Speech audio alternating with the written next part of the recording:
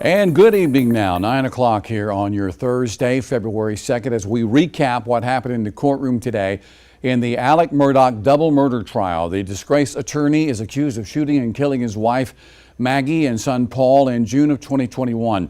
After we go over today's testimony and what happened in court, we're going to be joined by a criminal defense attorney for his take on the latest developments in the courtroom. Of course, we begin with what happened in that courtroom today, but there wasn't a whole lot of testimony. Instead, the state and the defense spent a big part of the day arguing whether or not Alex Murdaugh's alleged financial crimes can be admitted into evidence. Those arguments were made without the jury present. The state argued the defense opened the door to the evidence as a possible motive, and after they asked two witnesses yesterday if they knew of any reason why Alex Murdaugh would kill his wife and son. Now, the state also presented the judge a witness from Murdaugh's former law group, Jeannie Seckinger. She said that Murdaugh was confronted about missing money on the day of the murders, nearly $800,000 in all. Seckinger was the chief financial officer for Alex Murdaugh's former law firm. She explained to the court how finances worked there. She said that lawyers earned a base salary of $125,000 a year, and any legal fees they earned went straight to the firm. That money was divided among the firm's partners at the end of the year. But in May of 2021, members of the law firm began questioning Murdaugh about possible legal fees that were not given to the firm. Seckinger confronted Murdaugh about the money on the day of the murders. Here she describes that interaction. So on June 7th, I was going to make another run at finding out from Alex if we had their information. I went upstairs to his office is on the second floor, and he was leaning on a file cabinet outside his office. He turned and looked at me when I came up and said, "What do you need now?" And gave me a very dirty look, not a look that I'd ever received from Alex, just kind of frustrated with me look, which made me go, "Oh, you want to know? Let's go in your office." So we went in the office and closed the door, and at that point I told him that I had reason to believe that he had received the funds himself and that I needed proof that he had not. Received those fees himself? Yes. And I needed proof that they were not? Yes. What did he tell you? He told me again that he assured me that the money was there and that he could get it. And at that point I said, I'm just trying to do my job, and if I don't get this paperwork and verify that with these questions, I'm not doing my job. He actually acted like he respected that, and again said that that money was there and that he again was trying to decide what he was going to be doing with it. And did y'all get to conclude that conversation, or just something interrupted? We did not. He took a phone call in the middle of that conversation. That phone call was about his father who was in the hospital, that he was going to be terminal, and that there was nothing else they'd be able to do for his father. So that changed the mood of the conversation. We quit talking about business, and I immediately asked about him and his family and his dad, and we got talking as friends at that point. Seckinger was not the only one testifying about financial matters today. Michael Gunn with Forge Consulting was also questioned without the jurors present. Forge Consulting offers annuities and structured settlements. Gunn said that he knows Murdaugh professionally and says he did structured settlements for about 5 of Murdaugh's clients. But he said that Murdaugh was using a fake Forge account to deposit money. Take a listen. I spoke with Lee Cope, and he told me that Alex had been using an account called Forge to process the checks. Is that account that he had been using, is that a legitimate Forge Consulting account? Absolutely not. Did any of that money that went into that account go to legitimate Forge? No, sir. Did Forge Consulting have anything to do with that particular account? No, sir. And there was a third financial witness with the court today, attorney Chris Wilson. He was a longtime friend of Murdaugh who said that he and Alex Murdaugh had done cases together off and on since 1998, sharing cases between their different firms. He accused Alex Murdaugh of stealing money that he should have received. I don't remember how it ended. I left. I mean, I asked him, how did I not know these things or see these things, and we talked.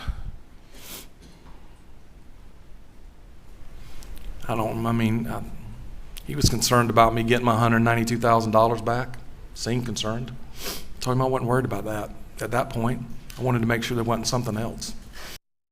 So again, you have three people talking in front of the judge about financial issues regarding Alex Murdaugh. The judge not making any decisions today on whether or not to allow financial evidence into the courtroom. That's going to resume tomorrow morning at 9:30 with the attorneys. But this afternoon, when the jury was finally allowed back inside the courtroom, testimony did get underway. Dylan Hightower was on the witness stand. He is with the 14th Circuit Solicitor's Office. He was called to the Murdaugh's property the day after the shooting deaths. He was able to use the Find My iPhone app feature on a Murdaugh family member's cell phone to locate Maggie Murdaugh's phone about a half-mile away from the crime scene. He testified that 2 days later he was responsible for collecting cell phones from other Murdaugh family members, including the defendant. All right, you responded to John Marvin's hunting property, and why did you go there on that day, June 10th? I was requested to extract cellular phones from Alex Murdaugh, Randy Murdaugh, John Marvin Murdaugh, and Buster Murdaugh, while they're all being questioned by SLED agents. All right, to your knowledge, did all those individuals provide consent for that Yes, sir, they search? did, as well as their passcodes. And just generally speaking, why did you download, why were you needed to download his phones on that day? What was the purpose? I was tasked by multiple SLED agents to assist them while they were conducting all their interviews, to extract the contents of their phone, to see if there might be any evidence of the murders in any of their phones. And was it unusual for SLED in this area to request your assistance with some cell phone evidence? No, sir, not at all. Okay. Hightower also testified that several law enforcement agencies gathered on the morning after the murders for a briefing before heading to the scene. During cross-examination, defense attorney Dick Harpootlian focused in on that meeting. Had they indicated to you, any one of those people, that they had a suspect, that they were focused on any particular person? No, sir. Did they have an explanation for anything? I mean, at that point, was there some theory about what happened? At that point in time, we were trying to identify all the physical pieces of evidence, as well as obtain and preserve all digital pieces of evidence to make sure we had a strong enough case moving forward. Were you aware that the Colleton County Sheriff's Department had issued a statement to the public saying there's nothing to be afraid of? People, this is not something that you should view as a threat. No, sir, I'm not aware of that media. Also testifying today, a SLED agent who searched Murdaugh's property for evidence. Katie McAllister testifying that she arrived at the crime scene around lunchtime the day after the murders. Sam Perez tells us more. And you went through the entire house? Yes, sir. McAllister testifies she performed a detailed search of the house after receiving consent. She says there were 3 or 4 bedrooms and multiple showers and bathtubs that she searched for ammunition, weapons, and blood. If it was there, I was observant. We were looking for anything at that point. Did you observe any bloody clothing when you were searching the residence? I did not. When cross-examined by defense attorney Dick Harpootlian, McAllister said that while she's not a trace forensic expert, she didn't observe any noticeable blood in the showers, drains, or bedrooms. Looked under the bed? I did. In the closet? I did. See any evidence of any clothes that had been involved in any sort of altercation that left blood or tissue or brains? See anything like that in any one of those rooms? No, sir, I didn't find anything like that. You're telling this jury you saw no evidence of blood, tissue, or anything that would indicate somebody had showered or washed off or bathed to remove evidence of a crime from them. Is that what you're telling us? Yes, sir, there was nothing visible to me. Okay. And you were the only one asked to do that by SWET? As far as I'm aware, yes, sir. Did you? And again, that's Sam Perez reporting from the courtroom earlier today. I'm being joined now by criminal defense attorney Taylor Bell from here in Columbia as we dissect everything that happened in court today and a few other things that happened yesterday. First, this financial evidence that was given before the judge today, you think he's going to allow this in? Well, I think it's key to the prosecution's case of motive. They made a point, they said it during opening, they talked about it, that the walls were crashing down, and it would derail the case for the prosecution. Having appeared in front of Judge Newman many times, I would say he's probably leaning towards allowing it in. I know he agreed with the state that the defense opened the door for the alleged financial crimes to be entered into evidence. He agreed that they did open the door to do that. So it's going to be interesting to see what he does with that testimony that he heard today. And again, there was some discussion today in the courtroom about all of the witnesses that the state is planning to call when it comes to the alleged financial crimes. It's a long list of people. And the judge, obviously the defense objected to that, saying they didn't think it should be allowed in the first place. The judge basically telling the defense and the prosecution to come together to try to come up with some solution on the number of witnesses. Otherwise, according to the defense, the trial could be lasting 2 or 3 more extra weeks. And he says if the two sides don't come together on an agreement, then he'll make that decision. He also said he had no trouble hearing all of the evidence in the case if they want to put him on the stand. So I'm not sure that you're going to get any kind of an agreement out of the defense. The problem lies is appellate reasons. If the defense concedes, then they're giving up their grounds for an appeal for a decision that a trial judge may make that they disagree with. So they've conceded, and then it's not preserved for appeal, and they lose that right in the appellate process. So I highly doubt you're going to see any kind of an agreement reached by the defense in this case, because if it doesn't go the defense's way, they've given up that right to argue that should overturn the case later on down the So road. 9:30 in the morning is when the two sides are supposed to appear before the judge again to go over all of this. I think the judge has slated a couple of hours, possibly 9:30 to 11:30 before witness testimony. They'll have to hammer something out in those 2 hours? I think Judge Newman's going to make a decision within those 2 hours relating to who he's going to allow to testify. I think he's going to make a decision on the extent that they're able to testify to that, because the general rule has got to be relevant. And then you move to 404, which means it is a general rule that prevents character evidence from being admissible. And that's a general rule. And there's exceptions, though, for circumstances, including motive. And they're arguing from the prosecution that the motive was everything was crashing down, and this is wanted what he did to direct attention elsewhere to all his mishaps. The problem is it's also showing propensity to be just a bad person. And that's what Rule 404 is designed to prevent. And so then you go to Rule 403, which you're looking at, is its probative value unduly prejudicial? You're weighing the probative value versus is it overly prejudicial to the defendant to get a fair trial? And I think those are the rules that we're going to get a discussion in about in the morning. And I think ultimately Judge Newman is going to make a decision. And I tend to believe that he's going to allow some of the evidence, if not all the evidence in. A lot of circumstantial evidence in this case. Case in point, video that was shown in court yesterday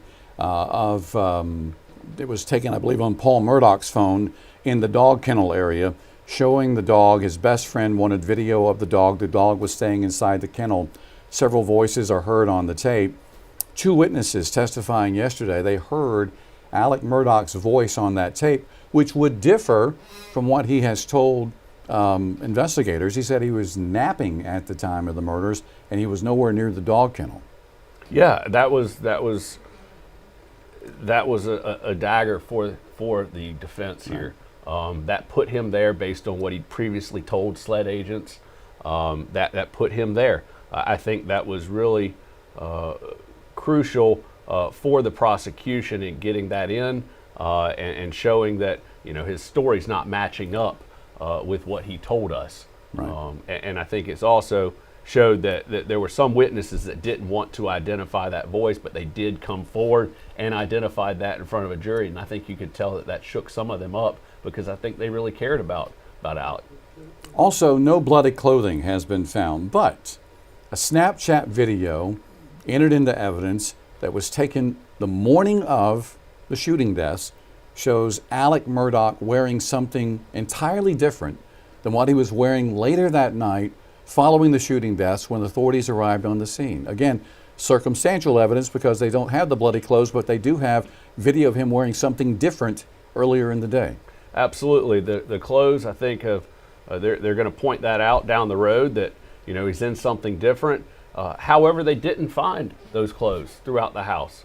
I'm not sure the extent that they searched for those clothes. So if we've got this time frame in which this occurred that the prosecution's laying out as they're documenting, going down these by minute, second by second, these phones, these 3 phones that they're all comparing.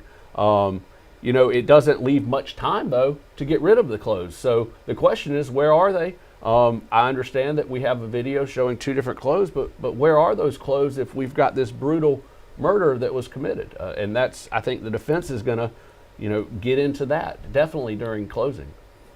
Going back to the alleged financial crimes of Alex Murdaugh, and apparently all of this money that people have been looking for, according to the state, are they thinking that he was going to collect some sort of insurance money from the deaths of his wife and son in order to make up the money that was missing, if in fact that's the case? So according to the defense says there is no life insurance policy. Right. I believe that's what were arguments in front of Judge Newman when the jury wasn't there. So they're arguing it's not logical to go and slaughter your family to just divert attention, because it's not trying to run the game that was being played financially to cover, you know, to put the shortfall of money back where it was to keep running that game. The murder wouldn't continue to allow the game to run. The idea that it diverted attention, I'm not sure that's logical, which it has to have some kind of logical connection for motive there. I'm just not sure, but I follow what the prosecution's saying. I'm not sure I can agree with what the prosecution is saying, though. All right, but so far the state, with the circumstantial evidence, they have shown the jury he's wearing different clothing the day of the murders. They have placed him at the dog kennel, according to the witness testimony, hearing his voice on the tape. They have placed him at the dog kennels minutes before the murders took place. And now the financial evidence that may or may not come out in court. How do you think the state is doing right now when it comes to prosecuting this case? What do you think the jury is thinking? So today we didn't hear much from witnesses that appeared in front of the jury, but I think the prosecution is laying out a pretty good case so far, based on what yesterday and today. They're meeting the timelines, like I mentioned, being able to debunk the alibi, what he's previously told law enforcement agents of where he was. I think they're doing a good job at that, and we'll see, you know, if they can keep that up. Does Alex Murdaugh have to take the witness stand? He doesn't. No defendant has to take the witness stand, and the jury can't use that against him.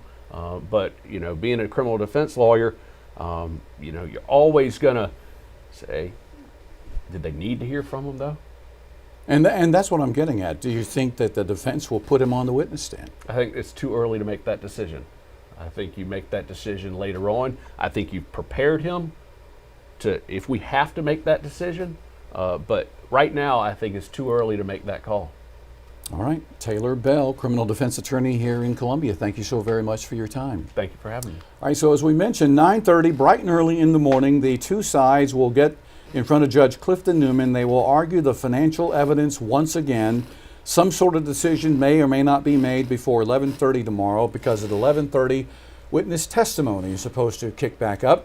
Again, our coverage, though, will begin with the 9:30 exchange with the attorneys and the judge. You can watch on WLTX Plus. You can watch on our YouTube channel. You can watch on our website, WLTX.com. I want to thank you all very much for tuning in. And for more details right now on the trial, go to our website, WLTX.com.